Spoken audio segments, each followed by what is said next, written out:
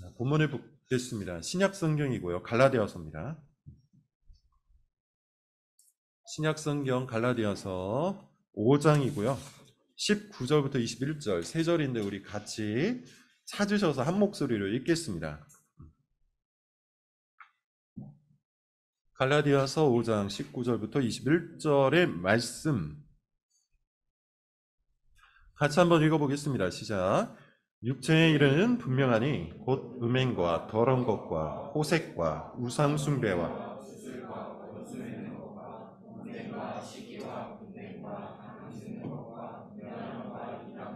투기와 술 취함과 방탕함과 또 그와 같은 것들이라. 전에 너희에게 경계한 것 같이 경계하노니 이런 일을 하는 자들은 하나님의 나라를 유업으로 받지 못할 것이요. 구원과 관련된 세 번째 설교고요. 제목은 나는 악인이다입니다. 나는 악인이다. 오늘날 기독교가 교회가 약화되는 많은 원인들이 있을 겁니다. 그렇지만 그 중에서 가장 큰 원인은 바로 구원론이 희석되기 때문이에요. 기독교는 처음부터 끝까지 구원론을 기초로 하고 있죠. 구원이 없으면 사실상 기독교가 없는 겁니다. 구원 받음이 없으면 사실상 기독교인은 존재할 수가 없죠. 예수님께서 이 땅에 오신 이유 다른 게 없습니다. 우리를 구원하시기 위해서 오신 거예요. 그러므로 기독교를 그리고 교회를 새롭게 하고 부흥케 만들기 위해서는 개혁하고 성장시키기 위해서는 구원받은 자들을 일으키는 것, 그것이 전부입니다. 그러나 오늘날에는 이 구원론을 다른 사상들이 대체하고 있어요. 그래서 기독교가 교회가 약화되고 있는 것이죠. 정말 놀라운 현상입니다. 구원론 대신에 다른 것을 붙들고 교회 안에 찾아온 사람들이 너무나도 많이 있다는 겁니다. 예컨대 어떤 사람들은 정치를 구원보다 더 중요하게 보죠. 정치의 시대를 살아가고 있는 오늘 여러분들께서 더 많이 느끼고 있을 겁니다. 실제로 저에게 이렇게 말한 사람이 있었어요. 나라가 망하는데 나 혼자 구원받는 게 무슨 의미가 있는가? 나라가 망해가고 있는데 나 혼자 구원을 받는 게 무슨 의미가 있는가? 정치가 내 구원보다 더 중요하다는 것이죠. 또 어떤 사람들은 경제를 구원보다 더 중요하게 봅니다. 지금 당장 여기에서 내가 먹고 사는 문제가 해결되지 않았는데 무슨 구원 타령이냐? 뭐 이런 거예요. 나 말고 다른 사람들은 다 돈을 많이 벌고 있는데 괜히 구원 타령하다가 쓸데없이 교회 와가지고 구원에 대한 이야기를 듣다가 기회를 다 놓쳐버리는 거 아니냐. 이런 불안감을 호소하기도 해요. 또 구원론을 대체하는 것 중에 하나가 심리학이죠. 내 마음을 위로하고 내 정서를 강하게 해주고 내가 흔들릴 때마다 내 자존감을 높여줄 수 있는 내 마음의 병을 치료할 수 있는 그런 학문. 실질적이고 실용적이고 아주 구체적으로 즉시 효과를 낼 수 있는 바로 그런 방법들이 기독교의 구원론을 대체하고 있어요. 그 외에도 많습니다. 관계도, 문화도, 취미 같은 것들도 구원론을 대체하고 있죠. 그냥 안정적이고 좋은 관계만 맺을 수 있으면 그깟 구원론 별거 아니라고 생각하는 거예요. 관계를 통해서 충분히 행복한 거죠. 문화나 취미 같은 것도 마찬가지예요. 그런 것들을 통해서 내 기분이 좋아질 수 있다면 굳이 구원을 받아야 되나 이런 생각을 갖는 겁니다. 왜 이런 현상들이 생겼을까요? 왜 교회를 다니는 사람들조차도 구원을 중요하게 여기지 않는 걸까요? 이유는 딱 한 가지예요. 우리가 무엇으로부터 구원을 받는지 전혀 이해하지 못하기 때문이에요. 여러분, 우리는 무엇으로부터 구원을 받습니까? 지난주부터 계속 말씀을 드리고 있는 것처럼 죄로부터 구원을 받아요. 그러나 요즘 사람들은 죄로부터 구원을 받는다는 이 개념 자체를 이해하지 못합니다. 구원의 개념을 죄와 연결하지 못하는 거예요. 힘들고 지친 삶으로부터의 구원, 이 정도로 원하는 거죠. 복잡하고 무거운 내 마음으로부터의 구원, 짜증나고 화가 나는 일상과 세상으로부터의 구원, 가난하고 불행한 인생으로부터의 구원, 그 정도로 여기는 겁니다. 그러다 보니 그런 구원을 갈망하다 보니 정치가 죄로부터의 구원을 대체할 수 있는 것이죠. 그런 구원을 갈망하다 보니 경제가 구원론을 대체할 수 있고 심리학이 구원론을 대체할 수 있고 관계가 죄로부터의 구원을 대체해버리는 겁니다.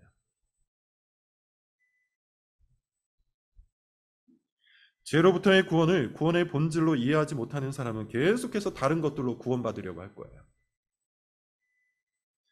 여러분 오해하지 마십시오. 정치가 나쁘다, 경제나 심리학이 나쁘다, 그렇게 얘기하는 것이 아니죠. 그것이 구원을 대체할 수 없다는 겁니다. 왜 그렇습니까? 기독교가 말하는 구원은 오직 죄로부터의 구원이기 때문이에요. 정치가 우리를 죄로부터 구원할 수 있겠습니까? 경제가 우리를 죄로부터 구원할 수 있겠습니까? 심리학과 관계가 우리를 죄로부터 구원할 수 있습니까? 없죠. 우리를 죄로부터 구원할 수 있는 것은 이 세상에 존재하지 않아요. 오직 예수 그리스도만, 오직 예수 그리스도의 십자가만 우리를 죄로부터 구원합니다. 이것이 기독교예요. 그런데 어째서 오늘날 사람들은 죄로부터의 구원을 이토록 가볍게 취급하는 걸까요? 왜 듣기를 싫어하는 걸까요? 심지어 제가 볼 때 교회를 다니는 사람 중에도 상당수가 죄로부터의 구원을 별로 중요하게 여기지 않습니다. 알기는 알죠. 믿는다고도 합니다. 그러나 실상은 그렇지 않아요. 실상은 죄로부터의 구원보다 앞서 말한 정치, 경제, 심리학, 관계를 통한 구원을 훨씬 더 선호하죠. 이유가 어디 있을까요? 복잡한 이유를 찾을 필요가 없습니다. 딱 한 가지예요. 죄에 대한 자각이 없기 때문이에요. 교회를 오래 다닌 사람은 죄에 대한 이야기 많이 들었을 겁니다. 그러나 죄에 대한 이야기를 듣고 그것을 아는 것과 죄를 자각하고 그것을 아는 것은 천지 차이죠. 죄가 저기 어딘가에 있구나라고 생각하는 것과 내 안에 죄가 가득하다는 것을 깨닫는 것, 자각하는 것, 완전히 다른 이야기입니다. 죄 그 자체에 대해서는 동의할 수 있겠지만 내가 죄인이라는 사실에 대해서는 동의하지 못하는 거예요. 그렇게 죄로부터의 구원, 그게 무슨 의미가 있는가? 차라리 지금 내 삶으로부터의 구원이 훨씬 더 의미가 있겠다. 내 고통스러운 삶으로부터의 구원, 내 불행한 삶으로부터의 구원, 내 결핍된 삶으로부터의 구원, 그런 것들이 더 매력적인 거죠. 그래서 요즘 사람들이 자주 말하는 것 중에 하나가 뭡니까? 이번 생은 포기다. 이번 생은 망했다. 굉장히 불경건하고 매우 비성경적인 말인데 심지어 기독교인들의 입속에서 이런 말이 나올 때가 있어요. 그러나 여러분, 이것은 기독교가 말하는 구원의 본질이 아니에요. 기독교는 죄로부터의 구원을 가르칩니다. 자, 이것을 알지 못하니 여러분, 교회를 그렇게 오래 다녀도 하나님을 믿고 예수님을 믿는다고 그렇게 이야기를 해도 변화가 없는 겁니다. 그들이 믿는 예수님은 죄로부터 구원하시는 예수님이 아니기 때문이에요. 그냥 내 복잡하고 내 불행하고 내 고통스러운 삶으로부터 구원하시는 예수님, 그런 예수님을 믿기 때문이죠. 이 예수님은 어떤 예수님일까요? 나를 몰아붙이지 않는 예수님이에요. 그냥 내버려 두시는 예수님이에요.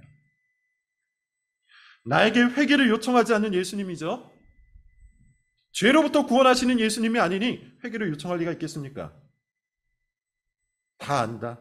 내가 기다려줄게. 네가 알아서 와라. 나에게 변화를 명령하지도 않는 예수님이에요. 이런 예수님은 그저 내 손을 잡아주고 내 욕망을 들어주고 내 말을 들어주는, 내가 실패하고 지칠 때만 찾아오는 내 맞춤형 예수님인 거죠. 이런 가짜 예수님을 믿고 있으니, 이런 엉터리 구원론을 믿고 있으니 변화가 있을 턱이 없죠. 회개할 리도 없겠고요. 하나님의 영광과 그의 나라를 사모한다는 것이 무슨 뜻인지도 모르겠죠. 그러나 다시 한번 말하지만 예수님은 우리를 죄로부터 구원하시기 위해서 오셨습니다. 그래서 예수님은 우리의 죄를 폭로하세요. 그래서 예수님은 우리에게 회개를 명령하세요. 그래서 예수님은 우리를 자기 십자가 밑으로 초청하세요. 자기를 부인하라고 하시고요. 자기 십자가를 지고 예수님을 따르는 제자가 되라고 말씀하시는 이유가 바로 여기에 있는 겁니다. 죄로부터의 구원이 이해가 안 되니 성경이 말하는 모든 순종에 대한 명령도 이해가 안 되는 거예요. 그저 부담만 될 뿐이죠. 우리는 왜 이 성경의 명확하고 정확한 선언에도 불구하고 죄로부터의 구원을 받아들이지 못하는 걸까요? 왜 죄를 자각하지 못하는 걸까요? 우리의 본성이 죄를 거부하기 때문이에요. 이것은 죄의 본질을 생각하면 알 수 있는 겁니다. 죄의 본질이 뭐죠?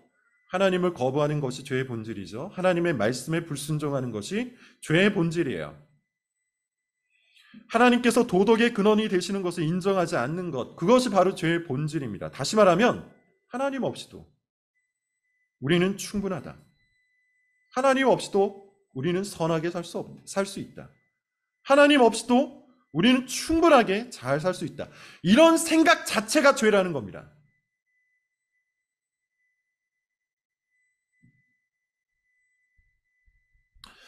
아마 오늘날 대부분의 사람들이 이런 생각을 갖고 있을 거예요. 모르긴 몰라도 이 자리에 있는 사람들 중에 또 상당수가 이런 생각을 갖고 있을지도 모르겠습니다. 하나님 없이도 나는 충분하다. 그러나 하나님이 있으면 더 좋으니 나는 하나님을 믿겠다. 뭐 이런 수준으로 교회를 다니는 거죠. 이런 사람들의 본성을 시대 문화가 더욱더 부추기고 있어요. 우리가 흔히 이야기하는 포스트 모더니즘이죠. 포스트 모더니즘의 가장 큰 특징 뭐라고 했습니까? 절대성이 사라진 시대라고 했어요. 포스트 모더니즘 세상에서 절대적인 건 없습니다. 다 상대적인 거예요. 예컨대 절대적인 진리라는 것은 있을 수가 없죠. 누군가에게는 그것이 진리가 될 수 있지만 누군가에게는 그것이 진리가 될 수 없는 거예요. 포스트 모더니즘 세상에서는 그래요. 진리는 상황과 사람에 따라 얼마든지 상대적일 수 있다. 이게 이 시대 문화가 가르치는 교훈이에요. 이것이 이 시대 문화의 신학이에요. 진리가 이렇게 상대적인 것이라면 그 어떤 진리도 명쾌할 수 없죠. 분명할 수 없죠. 다 어느 정도는 가능성을 열어놓고 희미하게 만들어야 사람들이 인정을 하는 겁니다. 죄도 마찬가지예요. 포스트 모더니즘 신학에서 죄도 상대적인 겁니다. 시간에 따라서 그 행위가 죄일 수도 있지만 죄가 아닐 수도 있게 되는 거예요. 장소에 따라서 똑같은 행위지만 어떤 장소에서는 죄가 되지만 어떤 장소에서는 죄가 되지 않을 수 있는 거예요. 포스트 모더니즘 신학에서 말하는 죄가 그러해요. 그래서 죄 지은 사람에게 이 포스트 모더니즘은 그럴 수도 있지라고 말해줍니다. 그럴 수도 있지. 상황이 그러하면 그렇게 행동할 수도 있지. 형편이 그러하면 그렇게 할 수도 있지. 나라도 너의 상황이었으면 그렇게 했을 거야. 이렇게 말을 해준다는 겁니다. 죄라는 것이 그렇게 상대적인 것이라면, 그렇게 상황적인 것이라면 사실 죄는 아무것도 아니죠. 다 이해해주고 넘어갈 수 있는 거잖아요. 이런 방식으로 사람들의 본성과 우리 시대의 문화가 만나서 점점 더 죄가 희미해지는 겁니다. 죄를 규정하는 규범이 점점 더 상대적이고 상황적으로 변해가고 있다는 거예요. 그래서 요즘 사람들은요, 죄를 규정하려고 하지 않아요. 죄를 죄로 확정하려고 하지 않아요. 죄를 규정하거나 죄를 확정하는 일에 거부감을 느껴요. 저것은 죄다. 저렇게 행하는 것은 죄다. 이런 말을 하는 사람까지도 싫어하죠. 죄일 수도 있고 죄가 아닐 수도 있다는 그런 식으로 애매하게 만들고 그럴 수도 있지. 사람이 상황에 따라 그럴 수도 있지라고 이야기하면 사랑이 많은 사람으로 인정을 해줍니다. 그래서 죄에 대한 자각이 점차 옅어지고 있고 죄로부터의 구원이 점차 파괴되고 있는 거예요. 죄가 아닐 수 있다면 죄가 상황과 사람에 따라서 얼마든지 재규정될 수 있다면 나는 죄인이 아닌 거죠.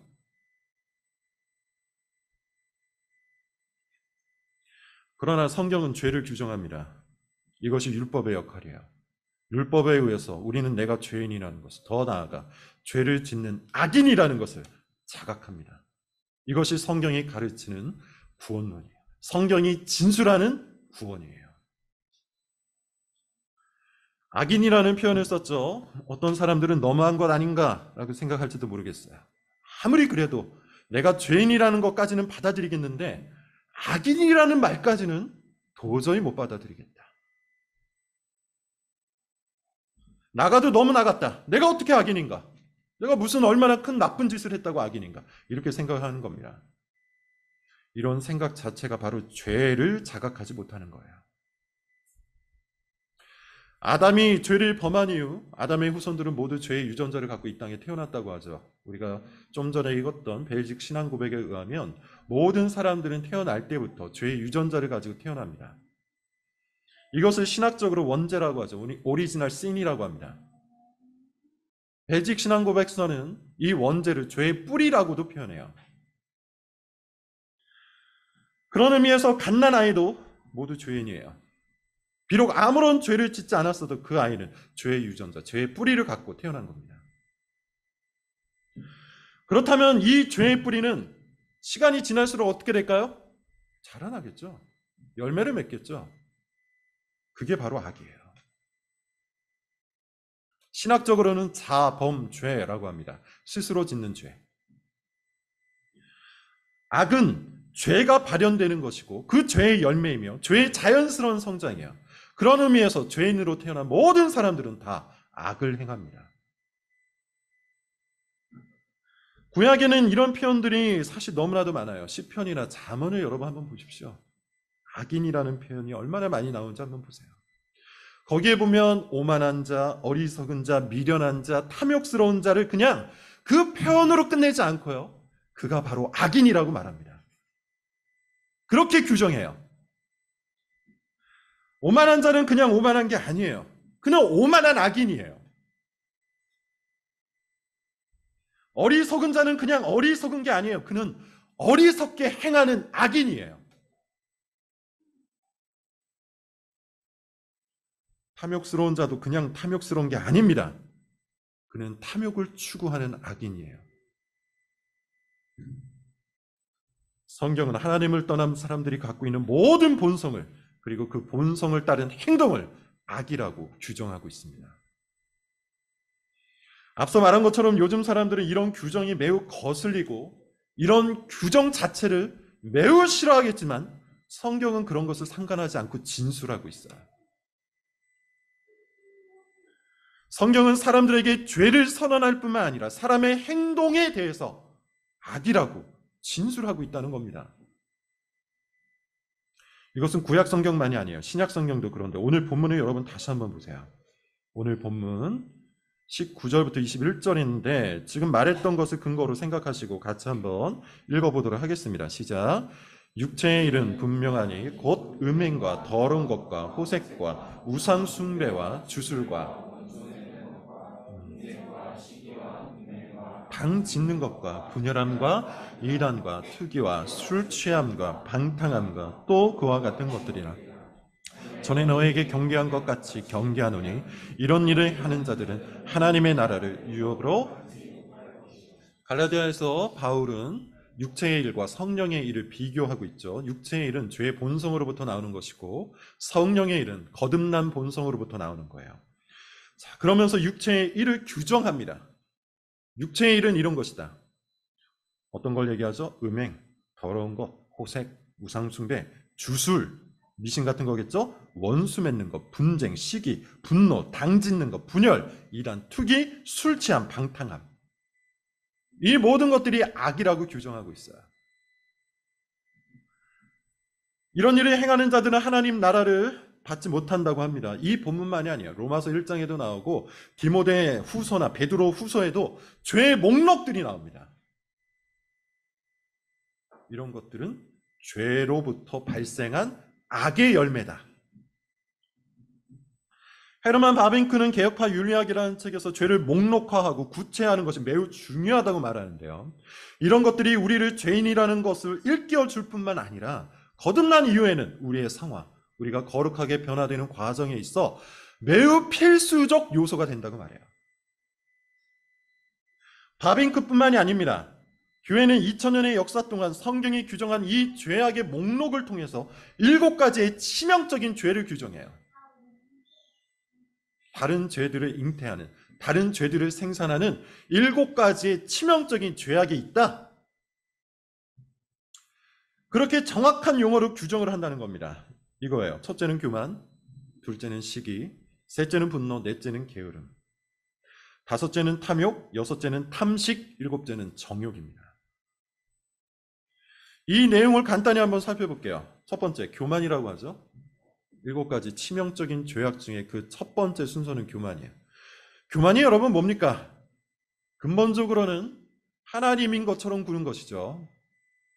하나님을 의지하지 않고 자기 능력을 의지하고 과시하는 것, 이거 교만이에요.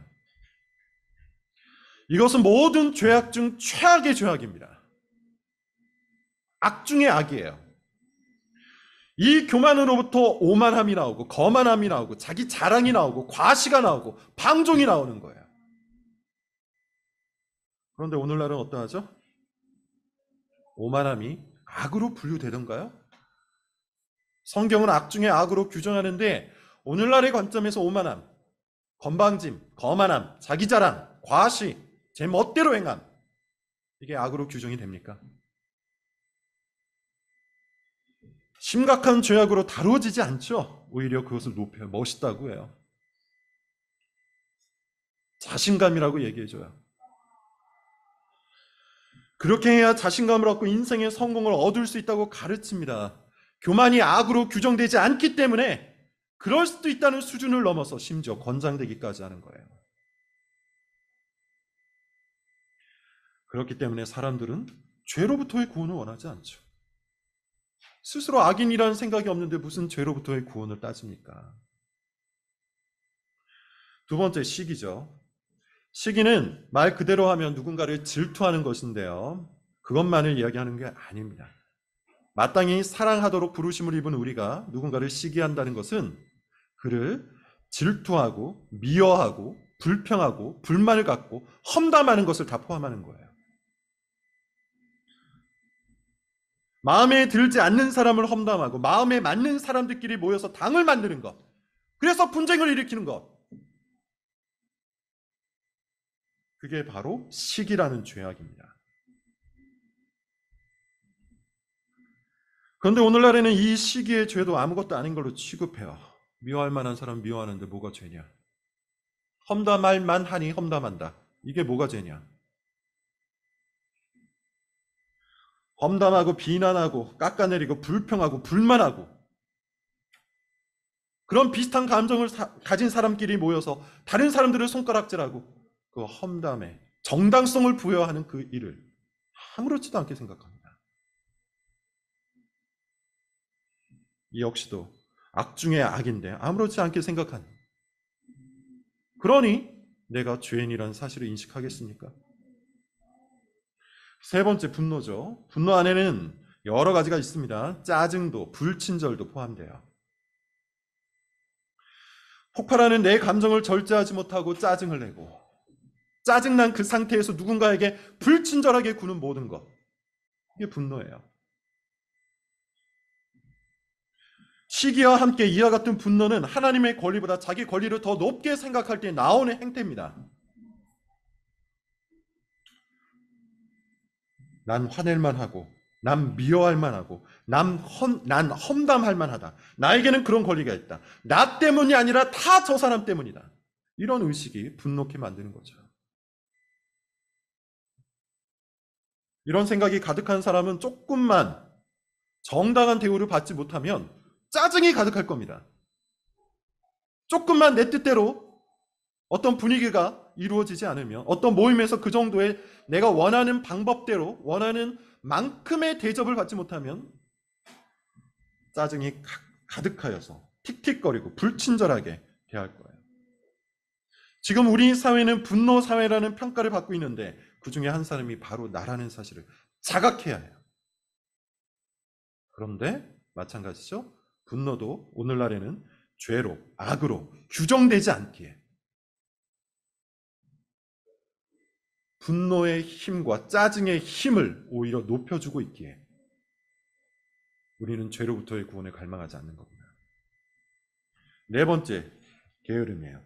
게으름은 사실 여러분 정말 심각한 죄입니다. 잠언을 보면 게으름에 대해서 아주 강한 질책이 많이 나와요. 게으름이 뭡니까? 단순히 보면 일을 하지 않는 거죠. 그러나 성경의 맥락에서 게으름은 더 본질적인 것에 있어요. 그게 뭡니까? 마땅히 할 바를 하지 않는 거예요. 해야 하는 것을 하지 않는 것, 의무를 하지 않는 것, 그게 게으름이에요. 예컨대 누군가 엄청나게 바쁘게 일한다고 한번 생각을 해보시죠. 일하느라 바빠요. 그래서 그 사람은 이렇게 생각할 거야. 야, 내가 다른 죄는 몰라도 이 네 번째 죄와는 상관이 없다. 내가 얼마나 바쁜데. 그러나 그가 일하느라 바빠서 가정을 돌보지 않는다면 그 사람은 게으른 사람입니다. 마땅히 할 바를 하지 않았기 때문이에요. 그 사람이 일하느라 바빠서 성경 읽지도 않고 기도하지도 않는다면 그 사람은 죄인이에요.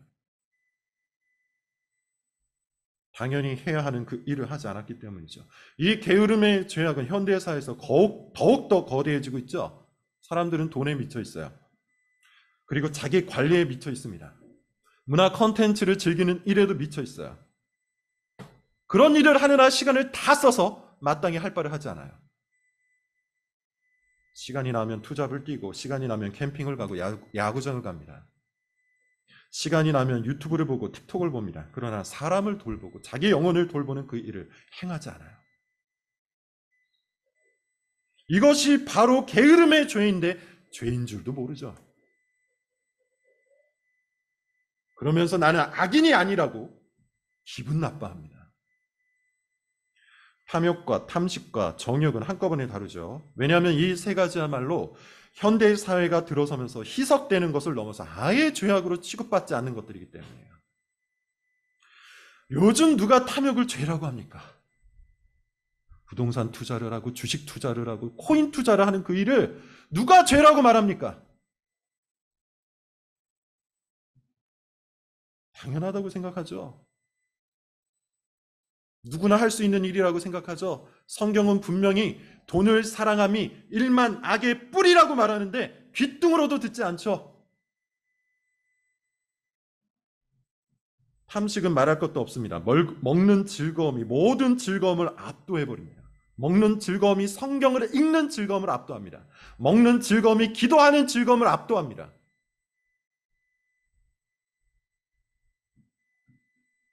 TV나 유튜브 등에는 먹는 컨텐츠가 널려 있고 사람들은 맛있는 것을 못 먹으며 무슨 큰일이 나는 것처럼 그렇게 난리법석을 떨고 있어요. 성경은 자기 배를 신으로 삼는 것, 이것이 우상숭배라고 얘기하는데 탐식을 우상숭배라고 분명히 경고함에도 불구하고 현대인들의 귀에는 헛소리에 불과하죠. 정욕은 또 어떻습니까? 성적인 죄악으로 성경은 그것을 입에 언급하지도 말라고 해요. 눈으로 보지도 말라고 해요. 생각하지도 말라고 합니다. 그런데 요즘에는 아예 이런 것들이 상품화가 되었잖아요. 대부분의 한국 욕은 다 성적인 것인데 그런 성적인 의미를 담고 있는 욕을 아무런 문제의식 없이 마구 내뱉어요. 욕하면서 좋아해요. 재밌답니다. 각종 문화 콘텐츠가 성을 상품화해서 돈을 벌고 있는데 마찬가지로 그것을 즐기면서 좋아합니다. 탐욕과 탐식과 정욕은 성경이 규정하는 7가지의 치명적인 악 중에 악임에도 불구하고 모두가 그것들을 추구하고 있어요. 그것들을 모두가 즐기면서 사람들은 나는 죄인이 아니다. 나는 악인이 아니다. 왜 나를 죄인이라 하나? 왜 나를 악인이라 하냐?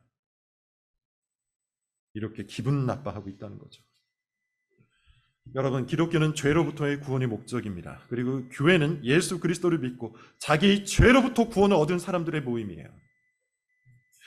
그러므로 교회는 이 세상 그 어떤 단체보다 죄에 대해 민감해야 돼요. 그리스도인은 이 세상 그 누구보다 악에 대해서 자각하고 있어야 돼요. 교만을 교만으로 인정하고 모든 시기와 분노와 나태를 악으로 받아들이고 탐욕과 탐식과 정욕을 치명적인 죄악으로 인정해야 한다는 것이죠. 악을 악으로 규정할 때 비로소 우리는 구원을 사모할 수 있기 때문이에요. 기독교가 힘을 잃어가는 이유, 그리스도인이 경건의 능력을 잃어가는 이유, 이것은 바로 이 구원론이 변질되었기 때문입니다. 우리를 죄로부터 구원하시는 예수님을 바라보지 않고 우리의 욕망을 채워주는 예수님을 만들어가고 있기 때문이에요. 내가 죄인이라는 것을 자각하지 않고 내가 악인이라는 것을 인정하지 않기 때문에 우리는 엉뚱한 곳에서 구원을 찾고 엉뚱한 예수님을 내 손으로 만들어 그분을 믿고 있는 겁니다.